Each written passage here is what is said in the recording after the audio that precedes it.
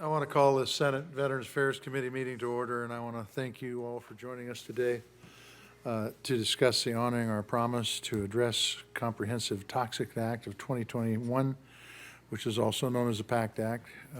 Before I get started, I want to recognize a veteran who testified before this committee this time last year about his experience with burn pit exposure. That gentleman's name, as you might remember, was Will Thompson. Will sadly passed away in December. He served his country for 23 years in the Army on active duty and as a West Virginia National Guardsman. After Will's second tour in Iraq, he developed pulmonary fibrosis from his exposure to burn pits, which eventually led to double lung transplant.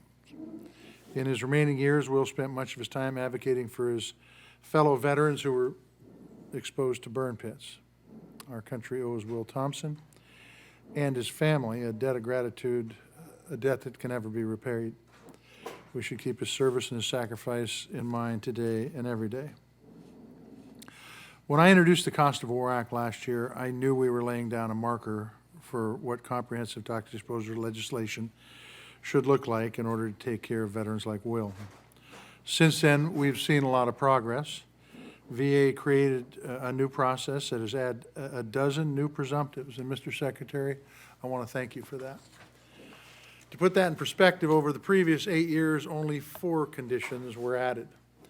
And 3 of those, bladder cancer, hypothyroidism, and Parkinsonism, were added because of an amendment that I had on the 2021 National Defense Authorization Act, which forced the previous administration to do so. So it is my view that we cannot just rely on the executive branch. I believe Congress has to have a responsibility to do its job on behalf of our veterans. And that's why I'm thankful that following the introduction of the Cost of War Act, our House colleagues introduced similar legislation with the introduction of the PACT Act. That legislation achieved a historic bipartisan vote of 256 to 174 and elicited a strong statement of support from the Biden administration. This proves that we have bipartisan support for comprehensive reform, and it is reflective of the hard work of Chairman Takano and all the VSOs and the many improvements that Chairman Takano made to that bill prior to its passage.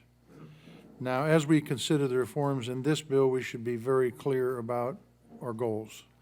We are here to do right. We are here to right the wrongs of decades of inattentiveness, inaction, and failure by the U.S. government. And as I said in the outset, our comprehensive approach to reform, I believe, is the only way to get this right. That approach must include an expansion of health care to more toxic exposed veterans. It must include the establishment of a new process at VA for determining additional presumptive conditions, a process that is more transparent, timely, and more fair to our veterans. And it should provide long overdue benefits to the thousands of veterans who have been living with the effects of toxic exposure for way too long, despite their nation's failure to acknowledge that reality. Yes, there's no one on this committee that doesn't know that this is going to cost some money. But today, right now, our veterans are the ones that are paying that cost. I don't believe they can wait any longer. Today, we're going to hear testimony from Secretary McDonough and veteran service organizations about how we can do just that and do it in a way that doesn't punish the nearly 10 million veterans that are already in the VA system. Look, by working together, we can get this done. And after gathering the feedback and technical assistance from our witnesses today, we will have what we need to move forward without further delay.